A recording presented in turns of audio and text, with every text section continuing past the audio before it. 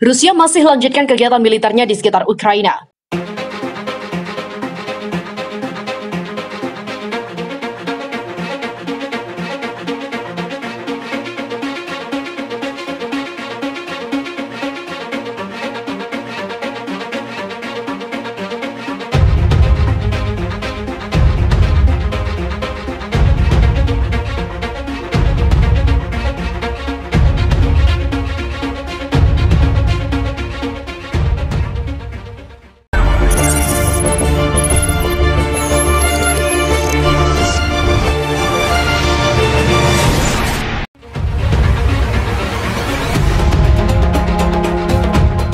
Kepala NATO pada Kamis mengatakan bahwa pembangunan militer provokatif oleh Rusia terus berlanjut meski telah mendapatkan tekanan internasional.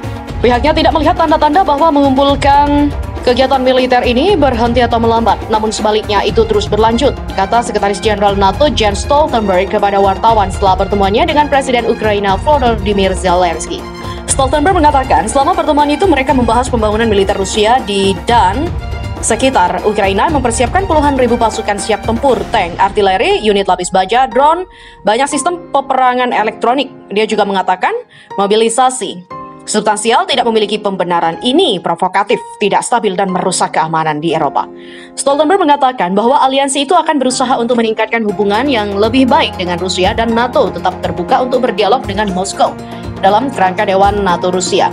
Sebuah platform kerjasama yang dibuat pada 2002, namun dia menegaskan kembali pendiriannya bahwa Rusia tidak memiliki suara apapun tentang keanggotaan NATO di Ukraina karena keputusan ada di tangan Kiev dan 30 sekutu NATO.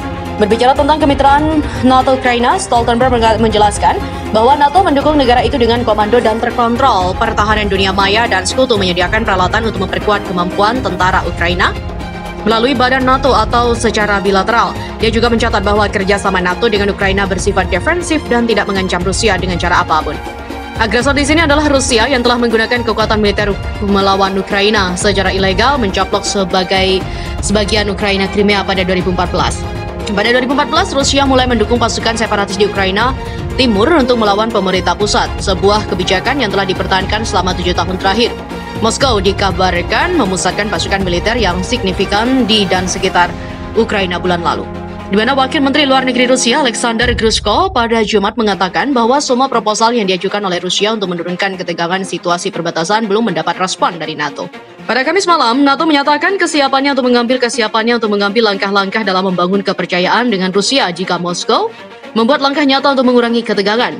Pada hari Rabu, pada pertemuan antara Wakil Menteri Luar Negeri Rusia Sergei Ryabkov dan Asisten Menteri Luar Negeri AS Karen Donfried, Rusia secara resmi menyerahkan 2 dokumen ke Amerika Serikat. Sebuah perjanjian yang diusulkan dan rancangan perjanjian yang mencakup ide Rusia tentang jaminan keamanan.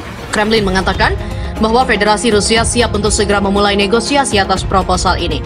Presiden Rusia Vladimir Putin sebelumnya sudah menyatakan perlunya segera memulai negosiasi dengan maksud untuk menyusun perjanjian hukum internasional yang jelas yang menghentikan ekspansi NATO lebih lanjut ke Eropa Timur serta melarang penyebaran senjata yang mengancam Rusia di negara-negara tetangga, terutama di Ukraina. Pejabat pertahanan Ukraina mengatakan Rusia telah meningkatkan jumlah pasukan di dekat perbatasannya menjadi 120.000 orang. Jumlahnya termasuk tambahan personil Angkatan Darat, Angkatan Udara, dan Angkatan Laut. Menurut penilaian keamanan terbaru yang sedang berlangsung dibagikan kepada CNN oleh sumber keamanan Ukraina, Kementerian Pertahanan Ukraina mengatakan peralatan tempur dan militer lainnya seperti tank, kendaraan bersenjata dan rudal Iskandar tetap berada di dekat perbatasan Ukraina mengikuti berbagai latihan militer Rusia, di mana Rusia secara teratur mengerahkan kembali dan mengumpulkan unit militernya untuk menjaga ketegangan di kawasan itu, di mana hal ini juga memungkinkannya untuk menciptakan kekuatan serangan dengan cepat dan meletakkan dasar untuk penguatan cepat. Dilansir dari kantor berita yang berbasis di Amerika Serikat, menurut penilaian Ukraina terbaru, Rusia juga meningkatkan operasi dari negara tetangga Belarusia yang berbatasan dengan Ukraina di utara.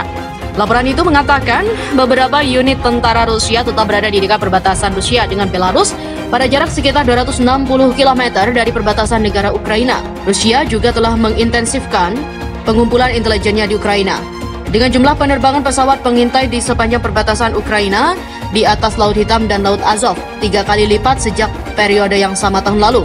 Peningkatan militer yang stabil selama berbulan-bulan di sepanjang perbatasan Rusia-Ukraina telah membuat khawatir para pejabat Kiev dan juga Barat. CNN pekan lalu melaporkan bahwa pasukan Rusia memiliki kemampuan di sepanjang perbatasan Ukraina untuk melakukan invasi cepat